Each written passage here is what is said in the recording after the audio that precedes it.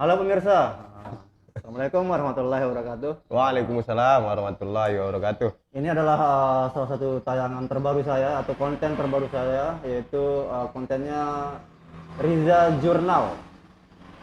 Riza Jurnal ini akan ngebahas apa saja ke depannya atau esok-esok harinya. Nanti ini ya, pada simak di channel saya, itu Riza Channel. Oke, kali ini saya mengundang seorang teman yang notabene saya baru kenal gitu, nggak terlalu kenal, belum kenal. Cuma beberapa kali sudah bertemu dan sudah ngomong-ngomongan. Dan apa ya?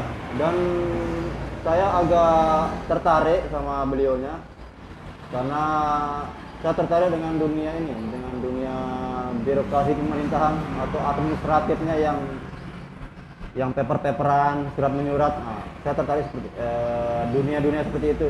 Nah, kebetulan teman ini kayaknya lumayan punya basic atau punya pengalaman di dunia tersebut. Makanya saya ajak ngobrol di podcast ini gitu. Teman saya itu adalah namanya Bang Leo. Yuk, Leo. Leo ya. Ya. Gimana kabar Bang? Alhamdulillah sejauh ini masih baik sampai kita bertatap muka seperti ini. Oke. Oke, saya apa ya? Saya kasih ini buat mengenal sosok Leo. Sosok Leo ini sekarang jadi sekretaris Karang Taruna Desa Wanasaba. Jadi itu adalah poin yang pertama untuk apa ya? Makanya konten ini menarik gitu loh. Karena saya bisa langsung ngobrol bisa mengulas tentang Karang Taruna sejauh ini seperti apa. Cuman masalahnya kita nggak fokus ngobrolin atau nyari tahu tentang Karang Tarunanya.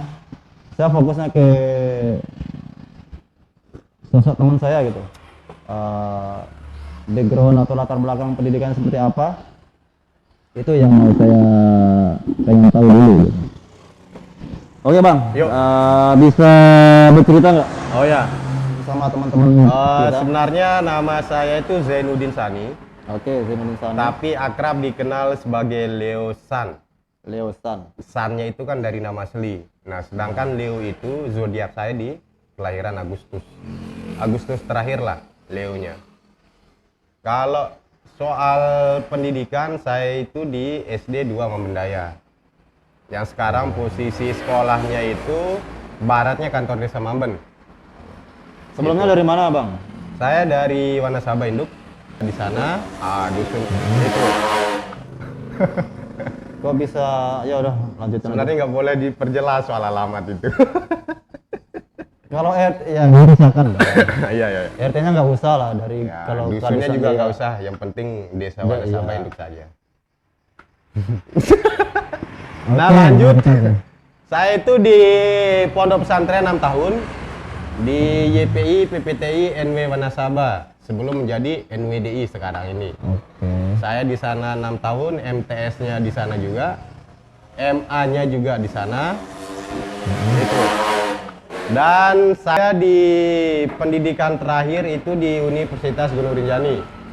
GR. Ya di UGR. Selesai tidak ada jeda lah seperti teman-teman yang lain.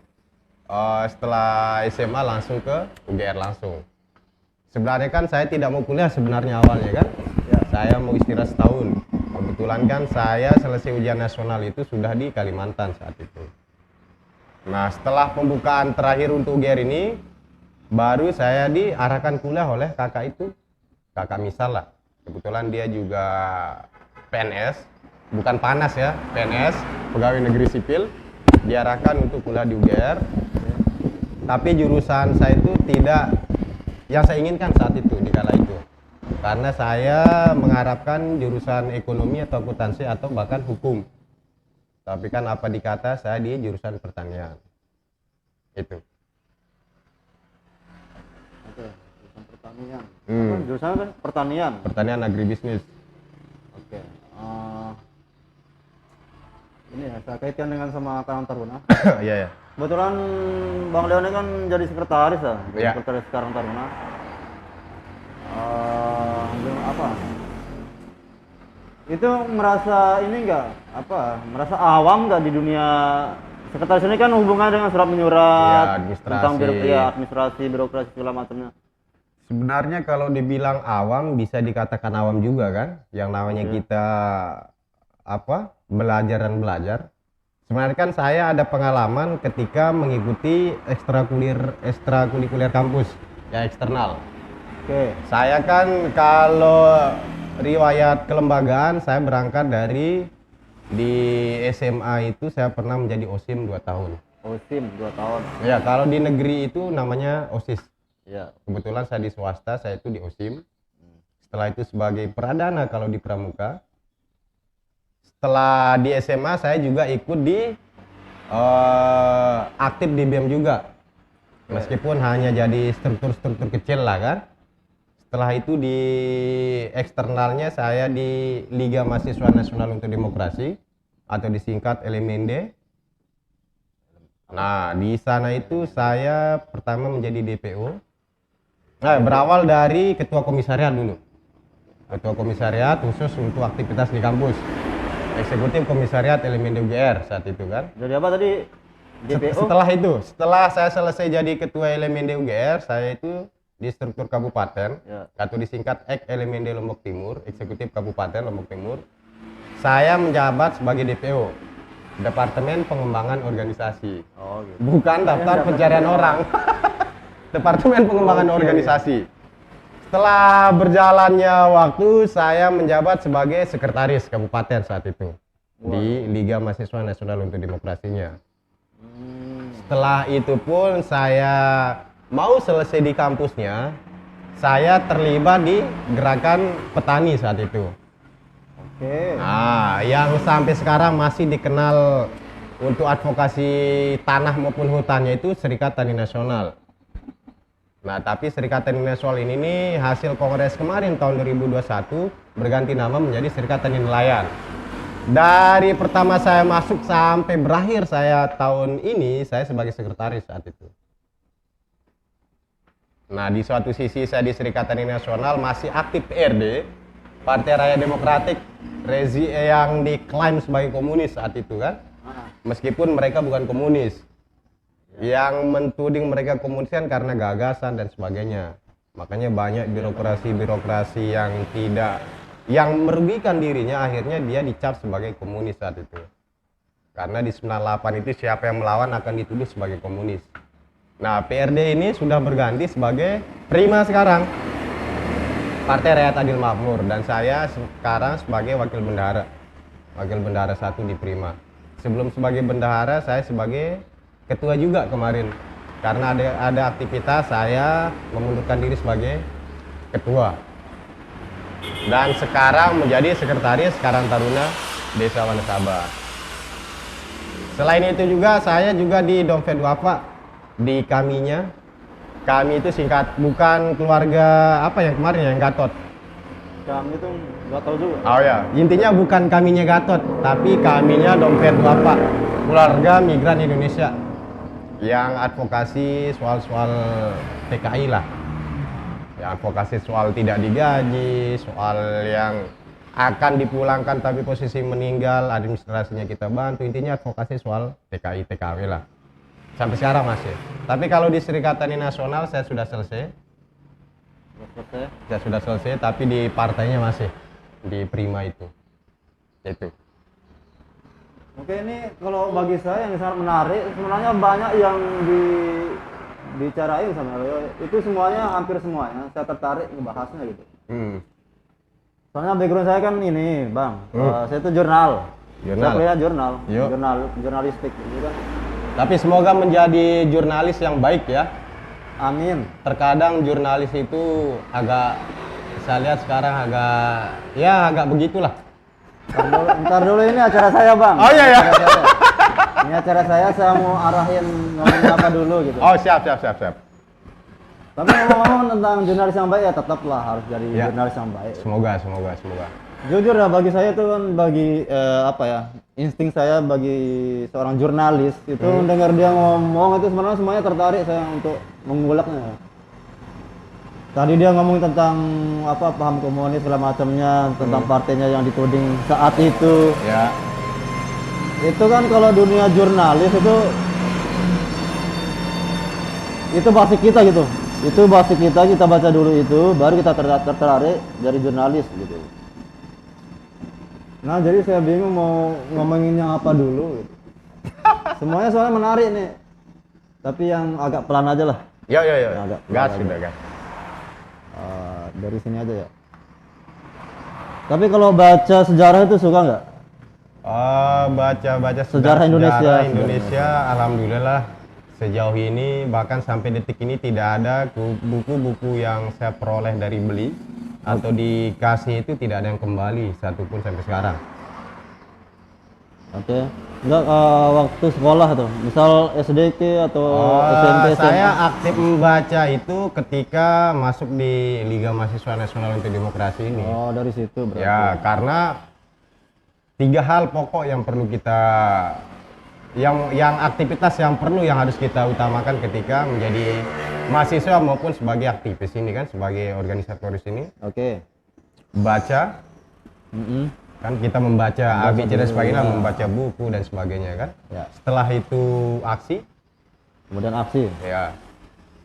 3 hal yang perlu kita ketahui ketika menjadi mahasiswa ataupun aktivis itu. Terus satunya lagi baca, diskusi dan aksi.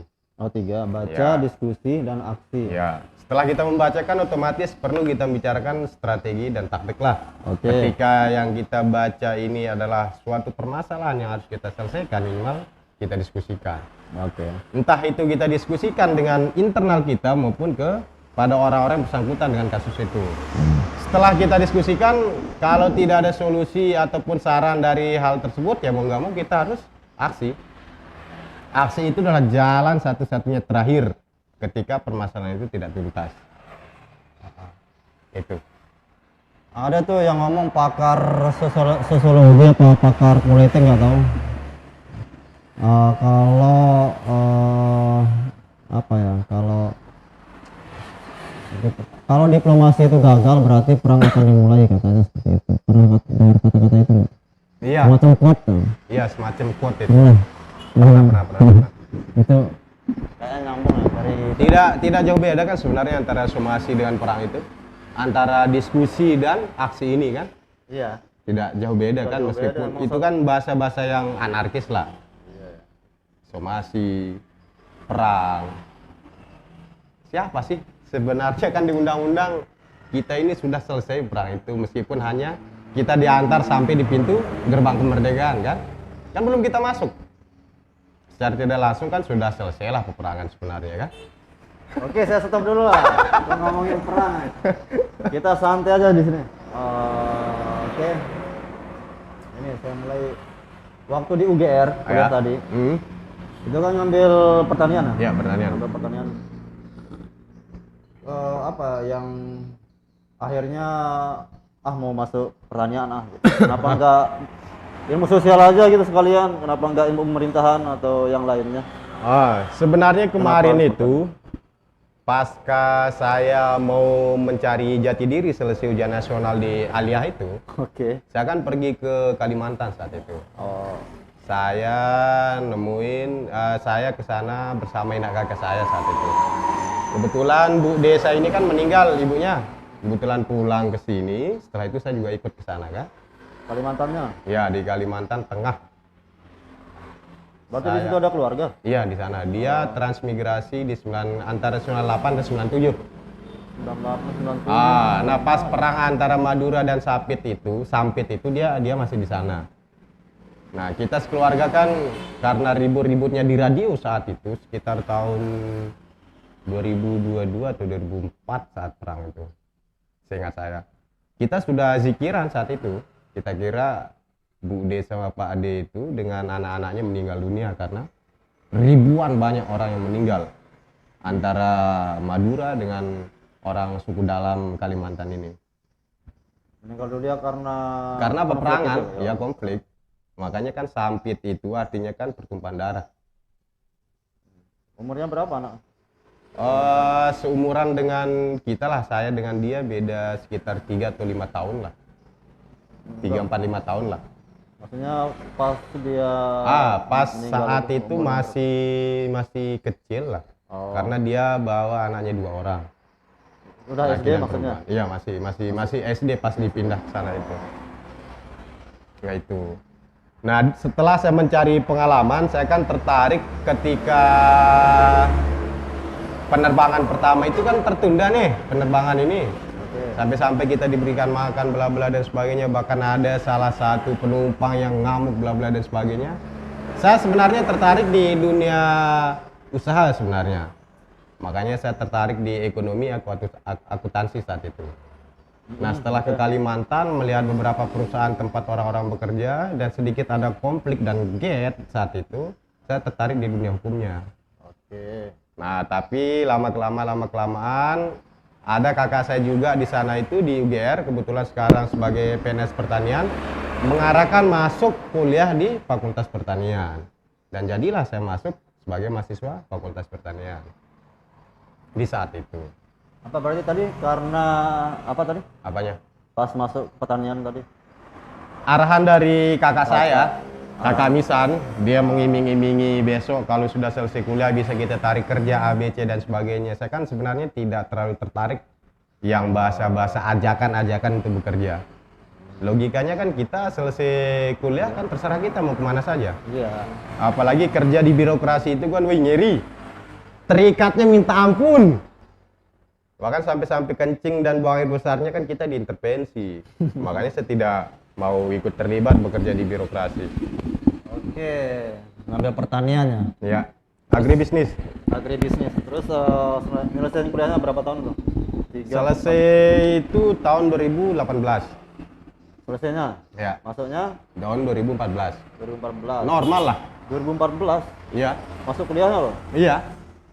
2014. Iya 2014. Umurnya sekarang berapa emang? Saya 25. 2014. Iya 25. Oh ya benar. Saya Normal. 2009. Saya normal. Berapa tahun? 4 tahun. Iya. 4 tahun setengah. 4 tahun apa 4 tahun setengah? Saya kan nggak ada mandek-mandeknya, Mas. Oh. IPK memuaskan. Standar. Standar. Standar. Orang bilang kan kemelaut kan? Ya insya Allah lah sesuai dengan hasil jerih payah lah IPK. Atau juga ketika bekerja kan orang tidak nanya IPK-mu bagus, ijazahmu jurusanmu apa. Kan yang orang tanya sekarang ketika bekerja itu skillmu apa, gagasanmu apa. Enggak, saya mau mengkaitkan dengan dunia ini Karang Taruna dengan keorganisasian. Soalnya tadi kan di kuliah dia ngambil pertanian gitu. Seharusnya itu kan enggak lumrah lah istilahnya. Iya, iya. Kalau anak-anak yang ngambil jurusan ilmu sosial itu kan emang emang jalannya kan istilah kalau masuk ke Karang Taruna segala macamnya. Bagi aku kalau ada basic ilmu sosialnya, kalau dia masuk organisasi Karang Taruna itu kan itu emang tracknya lah istilahnya. Oh ya. Jadi saya nggak terlalu ini. Berarti tadi kan setelah kuliah masuk ke BEM. Ya, BEM. Setelah ke BEM dilanjutin ke organisasi ekstrakurikuler. Ya, eksternal kampus. Kemudian dikembangin lagi tadi di Serikatan Nasional saat itu.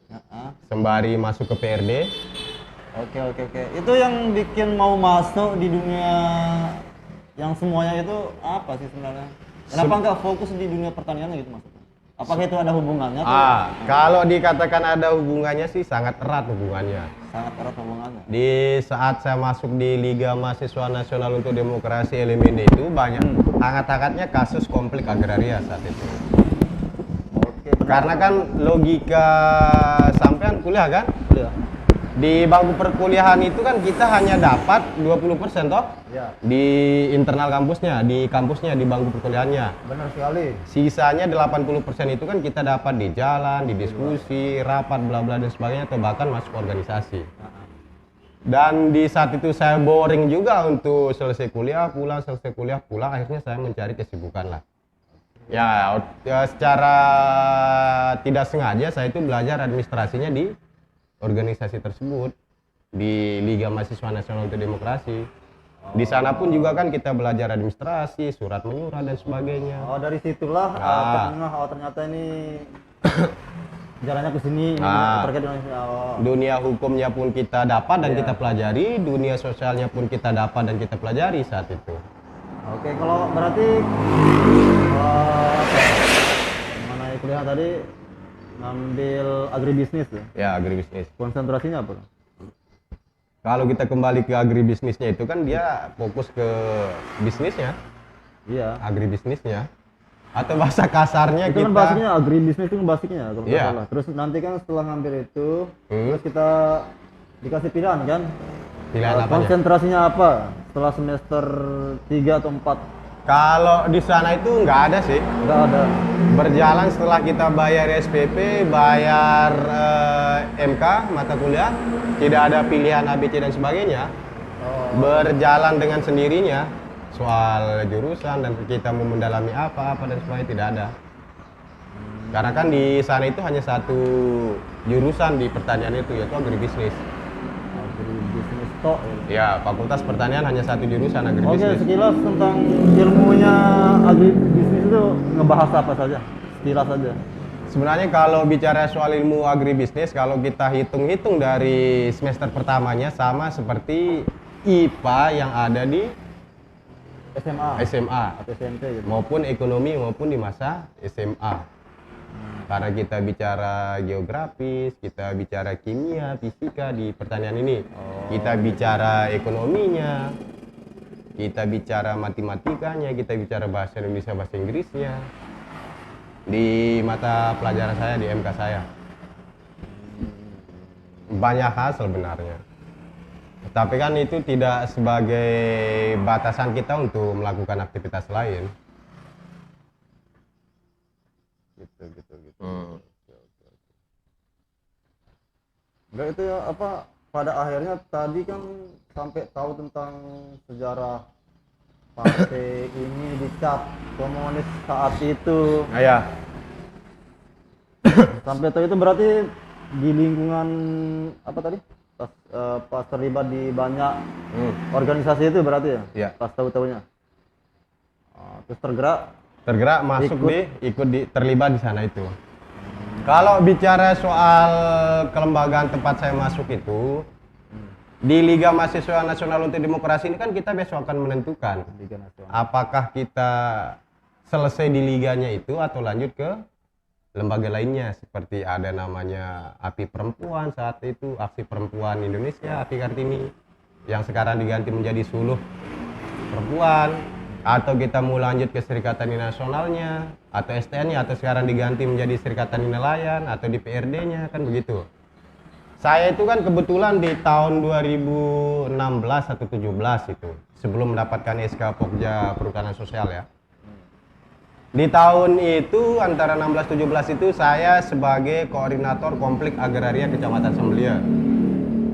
Nah, kebetulan kan di sana antara PT Sadana dengan masyarakat. Kalau kita katakan merebutkan hak juga salah, karena kan di suatu sisi PT Sadana ini mendapatkan hak dari pemerintah, dari pusat sendiri, di suatu sisi masyarakat sudah menggarap lahan dari tahun-tahun belakangnya, dari tahun 80-an dan sekiannya. Makanya saya mengatakan kalau kita bilang mereka saling rebut-rebutan lahan sih salah. Atau juga kan sejatinya PT Sadana ini kan juga mengeluarkan 20% dari yang dikelola itu diperuntukkan untuk rakyat, meskipun posisinya kemitraan.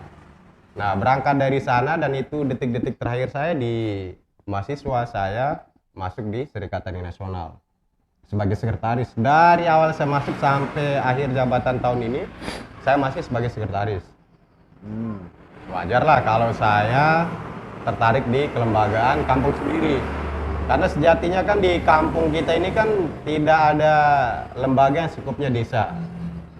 Meskipun ada zaman kita kecil lah, kita kan nggak tahu Karang Taruna dulu itu apakah Simsalabim atau apa kan. Nah kan Karang Taruna yang kita bentuk kemarin kan berstandar dari SK Kemensos, yang Kongres, ABC dan sebagainya kan. Nah itu.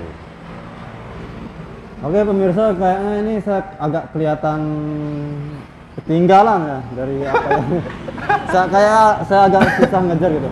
Oke, saya tarik ininya Bang, saya tarik apa ya singkatnya atau tarik benang merahnya dari semua pengalaman yang tadi. Tentu di situ kan apa ya, pandangan tentang birokrasi atau pemerintahan administrasinya seperti apa gitu. Yang gimana? Pandangan akhirnya sampai sekarang itu. Kok pandangan? Iya, saya nyebut pandangan karena tadi kan banyak sekali pengalamannya mengurus A, B, C, D. Iya. Karena kan sejatinya setiap apapun itu harus didokumentasikan. Oke. Hatta itu rapat kecil-kecilan dengan kita antar internal. Ya kalau kita ngobrol santai kan nggak perlu didokumentasikan atau diarsipkan dan sebagainya. Nah, ketika kita bersentuhan dengan birokrasi itu minimal harus ada yang berbau-bau dokumentasi atau tulisan-tulisan itu, surat menyurat. Sejatinya seperti itu.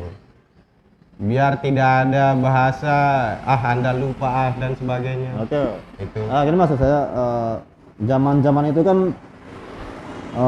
santer sekali ya.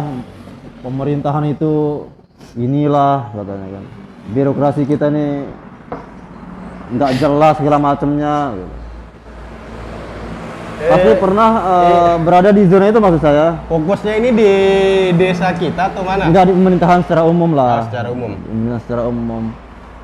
Sebenarnya kita sebagai rakyat ini terlalu baper ketika menyikapi hal itu sebenarnya. Oke. Kenapa saya mengatakan baper? Toh juga pemerintahan yang seperti dikatakan tadi itu kan hasil pilihan kita meskipun kita tidak ikut memilih dia misalkan.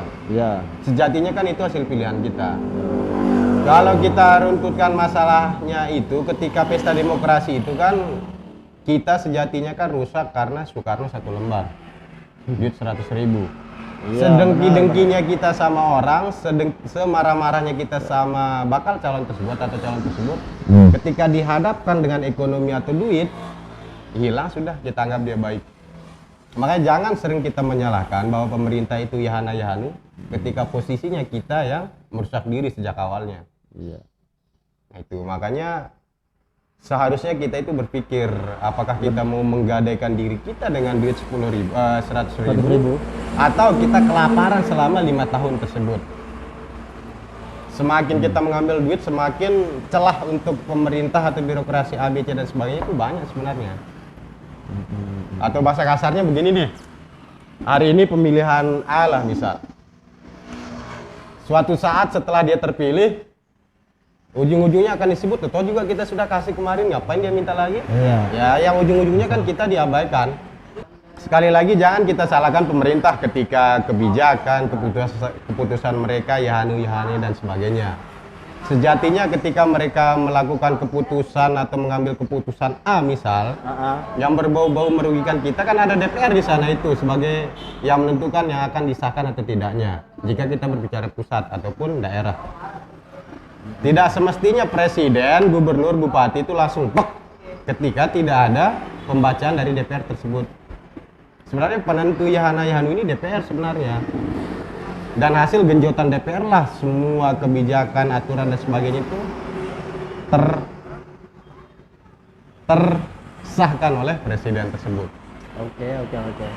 Ini biar nggak pada bingung ya, saya kaitkan dengan Karang Taruna kita. Kebetulan beliau kan ini sekretaris ya. Oke, Bang Leo, Karang Taruna ini mau ini ya, mau diapain gitu loh. Mau diapain gitu. Mau mengarah kemana atau ada nggak titik terang kira-kira, walaupun sekarang kan nggak kelihatan atau segala macamnya, tapi ada minimal ada harapan apa ya?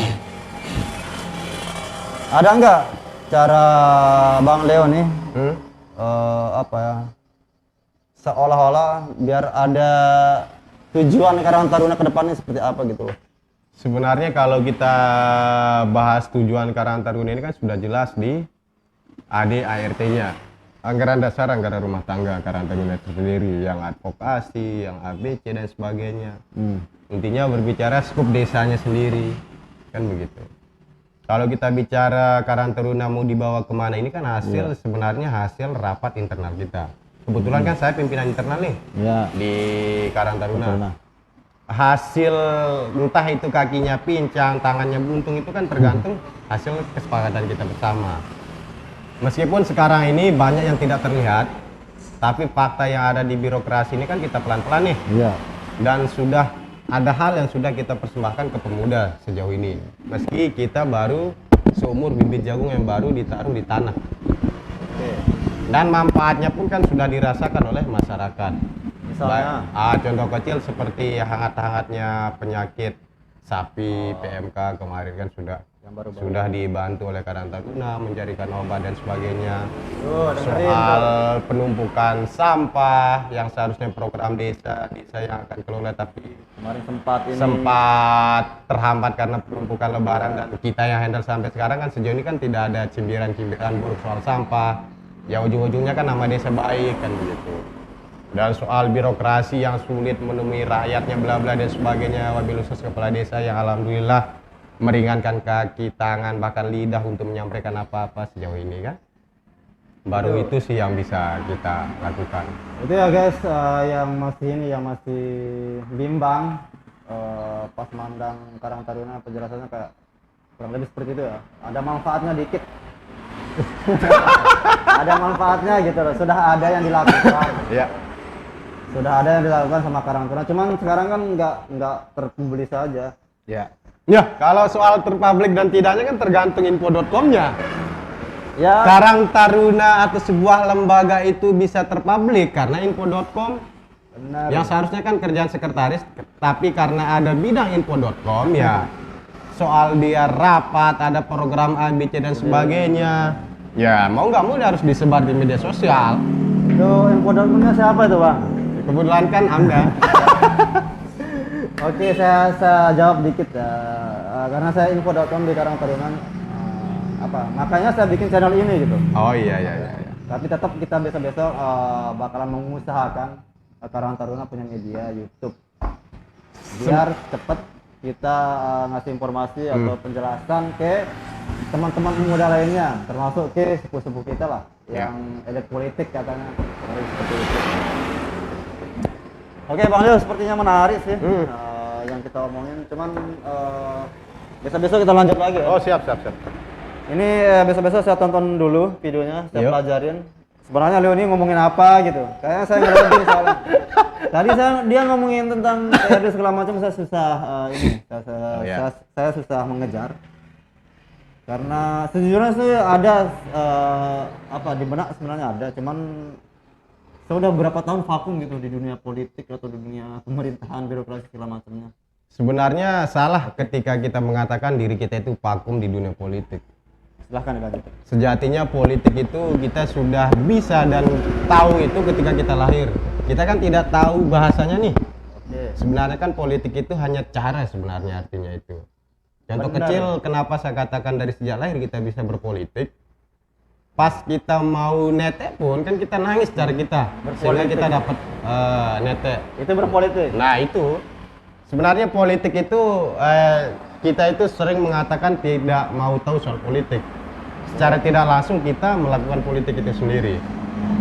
Itu kan bahasa ilmiahnya politik itu. Iya benar juga. Saya juga setuju ya.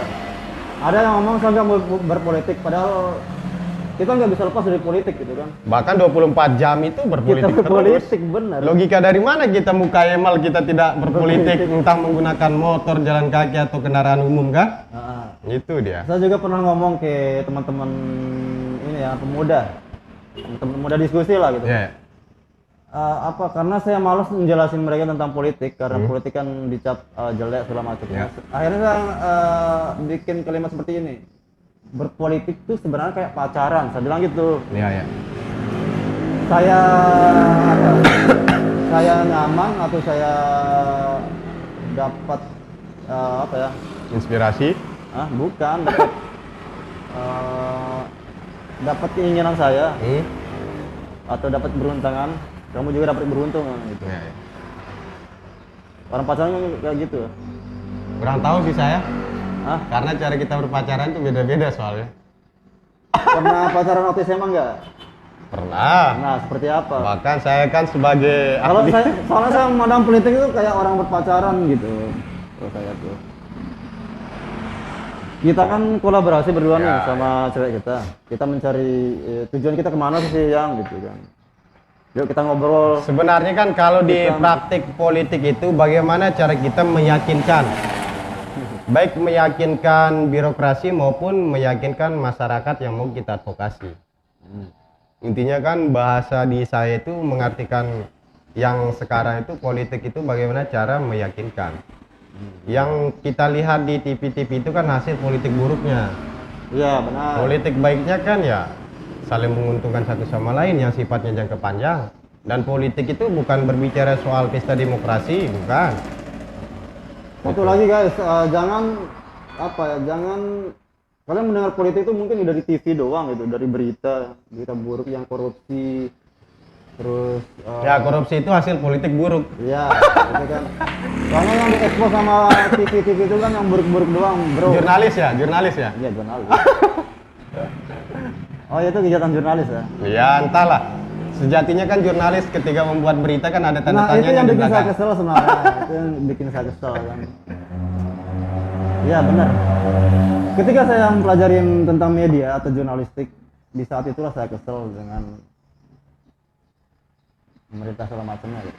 Sebenarnya kan jika kita sudah mahir dan Saya mau nutup pandai, sih sebenarnya. Lanjut aja. sebenarnya ketika kita sudah pandai dan mahir di dunia media itu, kita bisa mengundangkan dunia. Kalau di Indonesia terkenal dengan nenek lampir, kalau di dunia perpolitikan atau di negara manapun, sejatinya penentunya adalah media sekarang itu. Itu udah ada pakarnya yang ngomong gitu sih. Ya. Di dunia media. Yang dulunya kan membaca adalah jendela dunia, yang sekarang kan gadget adalah pintu dunia. Nah, yang sekarang itu jurnalis ini adalah penentu masa depan kita. Kita kan jurnalis kan dari pilar keempat ini misal di Ya. birokrasinya. Ya, memang. Berhubung Leo tadi ngomongin kalau kita menguasai media, sebenarnya kita bisa menguasai dunia kalau. Makanya sedikit channel ini untuk bisa menguasai Wanasaba guys. Biar puas dia. Biar puas kan. Salam rakyat adil makmur. Oke, cukup sekian saya kira. Siap. Sampai di sini dulu. Besok-besok kita sambung sama Leo. Ada banyak hal sekali yang mau kita omongin dari seorang Leo ini. Oke, dari saya cukup sekian. Sebelum ditutup, sesekali kita diundang secara Karang Taruna atau bisa kita podcast di Desa Wanasaba. Dengan Di kantor desa bicara soal program-program desa, birokrasi desa kalau bisa. maksudnya kita kolaborasi sama pemerintahan desa gitu. Ya, cukup kepala desa, sekdes, ketua dan sekretaris Karang Taruna itu. Biar Wanasaba ini bisa masyarakat luar maupun masyarakat dalam tahu loh bahwa Wanasaba ini begini. Karena kan sejatinya hanya kita di Wanasaba ini yang tidak tahu hari ulang tahun kita ini tanggal berapa dan tahun berapa kan? Dan adat kita apa yang akan kita mau angkat di Desa Wanasaba ini kan kita tidak tahu. Iya. Nah kan? Seandainya kalau kita tahu minimal lah sekali setahun kita perayaan sama masyarakat di sini. Iya itu. Seperti desa-desa adat yang lainnya seperti Sapit, Sembalu dan sebagainya. Oke, itu insya Allah ya Bang Leo kalau ada jalan bisa besoknya. Ya, siap. Siap kita bikin lah. Dan itu kan bukan Karang Taruna kok. Bukan Karang Taruna sejatinya, Sayanya. desa ataupun masyarakat umumnya kebutuhannya. Iya. Karena kan bisa kita katakan bahwa pemerintahan desa kita ini kan sebelum ada Karang Taruna kan tertutup tanda kutip bahasa masyarakat kita kan. Benar sekali. Setelah ada Karang Taruna kan baru terbuka sedikit demi sedikit. Nah itu dengan adanya media atau podcast ini setidaknya kita mau publik nih. Apakah ada wisata kita, masyarakat kita SDM-nya seperti apa, perekonomian seperti apa kan begitu. Semuanya ada di kepala desa. Dan sebagai mesinnya kan Karang Taruna desa ini. Benar. Nah itu maksudku. Oke guys, sebenarnya Leo ini sebenarnya orangnya terlalu tajam sih sebenarnya, cuman tadi saya ini agak redam dikit. Ya tajam kukunya nih. Saya orangnya kalem, dia nggak kalem. Gitu. Soalnya kemarin kita bikin tayangan juga, tapi alhamdulillah itu audionya rusak, jadi nggak bisa tayang. Tapi besok saya selipin sekilas lah. Bahkan sebelum ditutup, saya kan sempat bahkan sering podcast. Oke.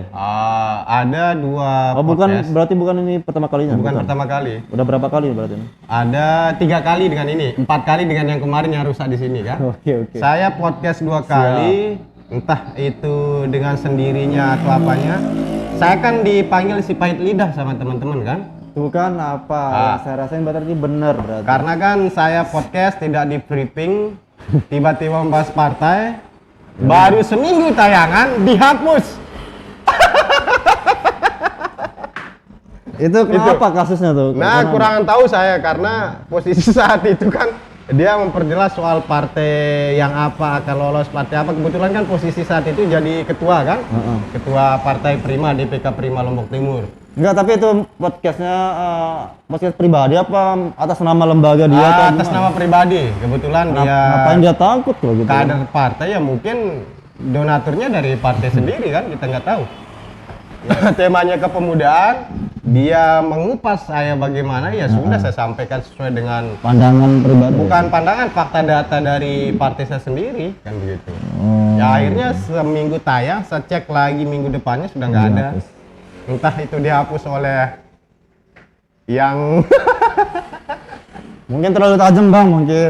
kurang tahu sih saya. Saya sih biasa-biasa saja. Tapi itu kemarin dibayar. Alhamdulillah dibayar. Biasanya kita bayar dulu ya. Siap. Bayarannya ini kita langsung store ke Karang Taruna. Oke, saya sebenarnya udah bingung nih mau udah mulai pusing saya. Ya. Oke, saya tutup dulu. Tetap tetap tonton channel saya. Iya. Kalau ini baik. Soalnya besok-besok konten ini akan saya 3 komponen yang akan saya tekankan, yaitu edukasi, informasi, sama hiburan. 3 itu nggak boleh lepas. Oke, cukup sekian dari saya. Yuk. Sekian, wassalamualaikum warahmatullahi wabarakatuh. Waalaikumsalam warahmatullahi wabarakatuh. Salam rakyat adil makmur. Jangan lupa like, Merdeka. comment, subscribe.